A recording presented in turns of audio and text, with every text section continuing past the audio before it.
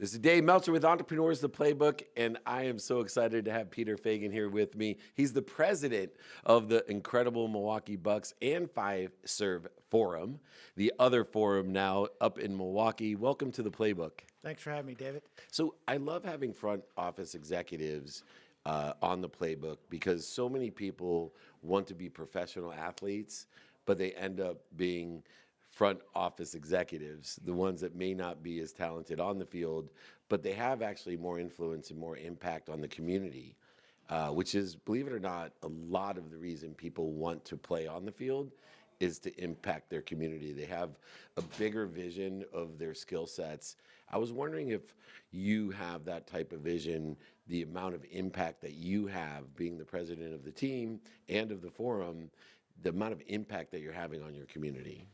Yeah, I would tell you it's so proportional in a city like Milwaukee. So we've got this platform, this amazing platform of professional sports, and we can actually affect change. I mean, we for instance, do voters registrations, at Fiserv Forum that registers tens of thousands of voters to come in. We do recidivism projects, that affects and employs dozens of people in it. And then by example, whether it's healthcare, literacy, or anything, we have a platform that's so visual, so engaged, like in a small community, that really can make a difference and set the example. So I would have told you 9, 10 years ago when I started this job, yeah, I'm really interested in growing the top line and where's our net? How do we really create like a fan base?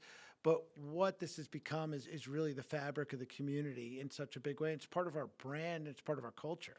Yeah, and that culture also is involved in winning and losing. And I know by working with the Cavaliers, the impact culturally that it had on Cleveland when they took all types of polls of how people felt optimistic in the businesses. It actually changed by having a winning team. Obviously, you've had great success, especially recently. Have you seen the winning also carry over into the culture of the community? Yeah, so I always think of it as an accelerant, like you prepare to win. So you literally build the infrastructure, you build the plumbing, and then what you really want to be able to do is catapult way beyond your expectations when you do win, because that's what pro sports does in a big way. Everybody talks about Giannis in Milwaukee. Well, Giannis took a few years to build up to Giannis before he was built up, but we certainly kind of saw it coming on the horizon. So how do you think of like that fan funnel globally and nationally and regionally versus locally, regionally? So like a good example of what winning does. And winning obviously brings that affinity, of the fan to you so quickly. And we have so many entrepreneurs that watch and listen to the Playbook, and they always wonder, how do you get to where you are? And people ask me that, whether it was when I was at Lee Steinberg's or working with Warren Moon, or even on the podcast now and all the different things I'm doing. They'll say, well, how do you get there? And I always say, if I had to connect the dots backwards, I know two things. One, I wouldn't believe the journey. And two, I'm not sure I would take it, because it seems as I look back way too hard, somehow I made it through. You don't get to where you are without the struggles, the challenges. But do you see a direct connect from what you wanted to do when you were young compared to where you are today? And two, does it seem bigger and harder than it actually was looking backwards? The whole journey's surreal. So, I kind of pinch myself. I know how lucky I am. There are 30 of these jobs, Crazy. in the NBA. I love the NBA kind of growing up. I worked at Madison Square Garden earlier in my career. But again, the journey is, much like I've kind of read some of your pieces, like collecting people, getting best practices, learn from people that have done it like well before. I mean, those are all unbelievable kind of simple examples of like how entrepreneurs who are kind of going into things fresh and thinking about it like this is not like, you should not be on an island. You should not be helpless.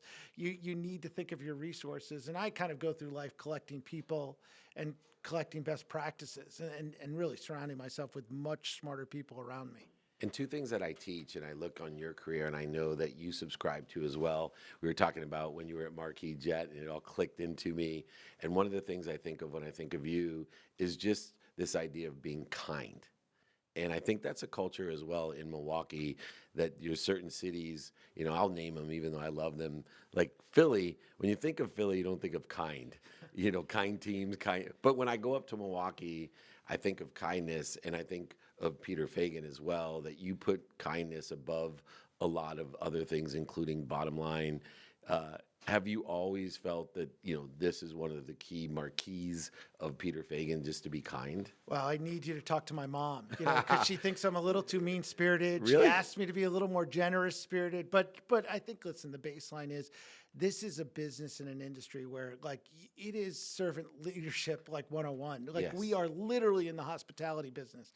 We are literally in the entertainment business. I always talk to people when we're interviewing them and kind of the DNA. If you don't get that, if it doesn't get you like excited to help people out, to solve problems, to literally pick up trash that's in front of you. It sounds so simple and stupid, but it's true. I mean, that's our business. And then that's also take it to the Midwest, to a city like Milwaukee, where people are kind, and people, I always give a quick anecdote of when I first got to Milwaukee from New York, a really fast talking sales guy in Milwaukee. I met with 99 people. I made a list of 99 people to meet with.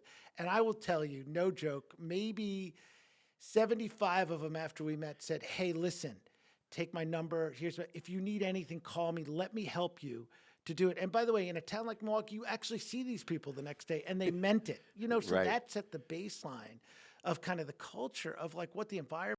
I mean, it's a community that really wants to help you, which was much different than kind of growing up in New York and kind of corporate culture. And speaking of help, one of the things I look back on my own career, I wish somebody would have instilled in me was more humility about asking for help. I was surrounded by these extraordinary people, and I never took advantage of it and received help, even though in Ohio, for example, there are a lot of those people that would like, "Hey, I own this team, come and work for me," and I always felt bad about receiving help. Even in the position that you're in today, how important is it to actually not only ask for help in humility, but feel good about receiving it?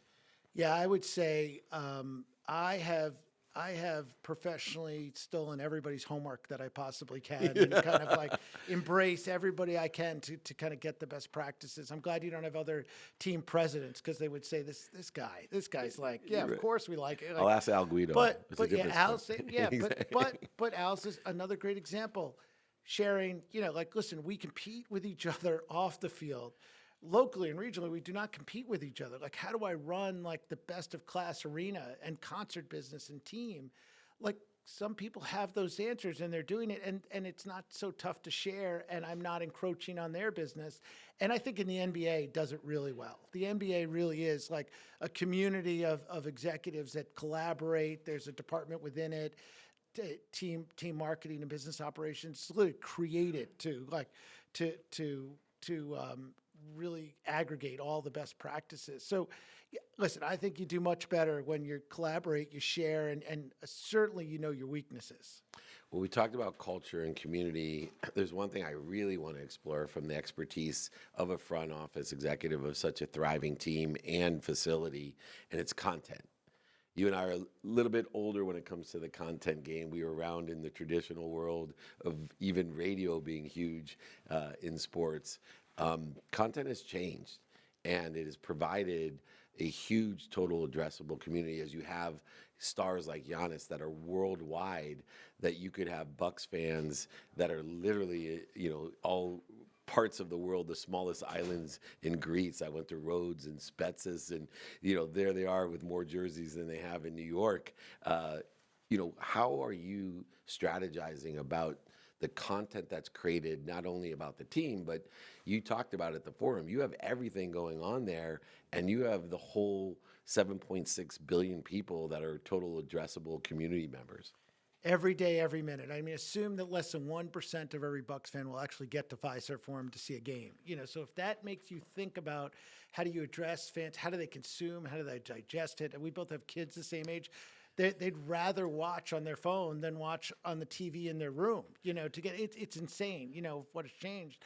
Our largest growing department, probably in a year will be is our production department, which, by the way, is not producing miniseries. They're Right, producing right, like docuseries. short form, like 5 and Meltzer 10 dances. seconds, right? Like how do we monetize like social media in a big way? And then you kind of segue to the best part of the question is what's beyond basketball? Like what's beyond, like what's the lifestyle? What's really kind of like, how do we get within the fabric of that fan's life?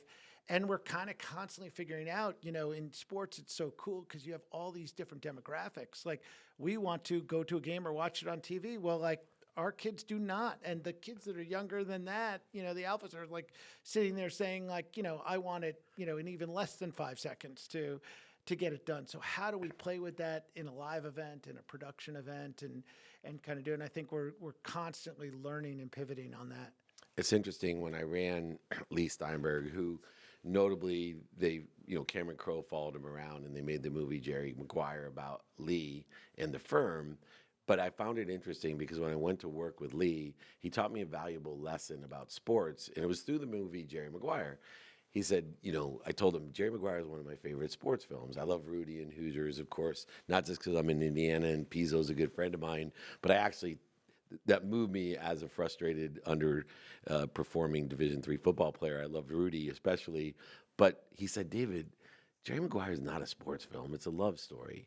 That's why everyone loves it. That's why it still is played so many times, because it used the backdrop of sports to attract all these people. And as I was watching the Super Bowl again and NFL season, I thought no one has played the backdrop of sports like the NFL by bringing in Taylor Swift. And when you are a president of a team and you have a stage, as Shakespeare said, your forum, the whole world is your stage now. Have you seen that crossover demographic by utilizing a mix of athletes, celebrities, entertainers, billionaires, Shark Tankers there to perform to different audiences that you never would reach before? Yeah, I mean, early in my career, I thought Madison Square Garden and the Knicks did it really well in Celebrity Row. Right. Like The how Lakers to too, take right? that, and the Lakers too, which made such sense in the kind of the entertainment, and capital. But we've taken that and have even more of an effect. Like I always say, the best thing about the NBA Finals, when you hit it, it's not just that you can win a championship. The whole world and the sports world and the entertainment world is literally glued on like you for 2 weeks. So how do you like amass, that kind of rent? So like whether you've got Dave Chappelle, coming, or Sheryl Crow, it literally transcends and kind of grows that audience like way beyond, because like the real goal is how do we get the casual fan, right? Like how do we build our audience and get the casual fan to become, like, in best case, a rabid fan, but in some case, like, at least like engaged with us in a big way. So it's all part of it. And that's directionally where things are going. Like basketball is much bigger than basketball. Right. Yeah, I mean, these guys are selling billions of dollars of fashion. These guys are making music. These guys are literally, their voices themselves are following hundreds of millions of social followers. So, the power of the voice of the players and the sport itself have just gotten incredible. One of the other things I'm interested in is a lot of people, when they get to a higher level of responsibility and accountability, they start feeling overwhelmed, especially today because of technology. There's so many options, opportunities, touches a favor when you're one of 30 or in any other front office position. So I always like to get advice on prioritization. I believe prioritization is the antidote to feeling overwhelmed. And I haven't met one, I'm really close friends with Tannenbaum, went to law school with me, and he would, when we were younger, talk to me about, hey, can you give me some help on organizing time and how do you get everything done, David? And, you must be overwhelmed with opportunity. How do you prioritize all the different blessings that have been given to you? Yeah, well, all different for different people. I don't like to shut off, so it's fun Me for neither. me to be kind of on and kind of responding at all 7 times. days I a like week. people that love that as well. But, listen, like you take the general, like my family takes priority over anything, anytime, which is very easy. And then like for the business, it's really kind of about like what's constant improvement and growth for the business. And that usually is like your biggest time suck is people, and how do you keep that, kind of in a great process driven, people need time, people need to collaborate and do it, but it could be the end of you if you don't control it in a real way. So I literally have like a time management where, I kind of spend 60% of my time really with people, kind of on one-on-ones, on kind of growth and everything. And then the other 40% on like the future and what's happening. At the core, I'm a sales and marketing guy. So I love to like think about what's next. What are we leveraging? How can we sell? Where's the money coming? So generally that gets me like, I want to be on the road. I want to be like in the pitch. I want to be talking to our customers.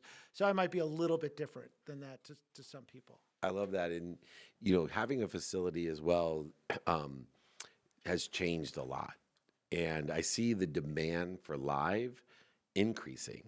And I know that's from afar. I'm not dug in deep every day. And I see the demand for in-person, whether it's utilizing big events or even micro events that are utilized at facilities now. We were talking about the great studio that you have there at the Forum as well. Where do you see in the future, do you see an increased demand for live events, or do you see people falling away and wanting to utilize virtual experiences and AI and other things afar? Do you see an increase in live? No, the experiential is where I put all my money going forward. Like there is no question that, it's getting further and far between, those kind of experiences. So we're about to break ground with Live Nation on a 4,100 person general admission building for those smaller concerts. So I mean, we're like, or Dave Meltzer speeches. Yeah, Dave Meltzer speeches. Exactly. Well, it'd have to be bigger. You'd have to use the. Use the forum. Yeah, I did. We wouldn't want to undersell you. Well, I have Dane Cook there. He can carry the ticket sales. But those are the experience. Those are like kind of directionally where it's going. I mean, if you had kind of said that we'd have 150 live events in Milwaukee, 6 or 7 years ago, people would said you're crazy. We'll be the busiest Midwestern arena, in the country, which is like, testament to like there's a demand, and there's an audience, and I do think it's going to continue to. I'm beyond bullish on live entertainment. Well, by the size and scale of the ticket prices, I think from my experience, you're definitely right. You're saying there's room for growth. Oh, is yeah. That what you mean by the size there's and scale? a lot. Oh, there's yeah. a ton of demand. And I think as more people experience fake, they're going to want the experience of real. And there is nothing like, we do these dinners, which I'll invite you to. But last night we had, Dom Wilkins there. We had Meta and a few other. It was so exciting for me because it was an intimate dinner where, there's a 45-year-old man going, I never thought that I'd be having dinner with Meta World Peace. Right. And it still means something. And they can see him on every video. Well, it's the moment. It's the connection. It is like you can't beat out the experiential. I love the fact when I started in sports, Lee taught me the irrationality of middle-aged men. Now it's just the irrationality of everyone that they'll pay $4,000 for a Taylor Swift ticket or $1,000 for a signed baseball. It doesn't matter what it is. It is that experience, and how we capture that, amplify it, perpetuate it is exceptionally important today, but also how we now can modify it for all different platforms. So it's one thing to watch the live event, but that can keep regurgitating itself thousands of different times to millions of different people. Building a brand, understanding the essence of the skills, the knowledge, and the desire. One of the best front office executives that I know, we share a lot of great interests together, including a really good deli, which I'm going to send them to here in Indianapolis. A shout out to Shapiro's, my favorite deli. Peter Feigin, I owe you a sandwich. Thank you for joining me on the Playbook. Thanks, pleasure. Awesome. That is Peter Feigin, president of the Milwaukee Bucks and Five-Serve Forum, with me, David Meltzer, here on Entrepreneurs, the Playbook.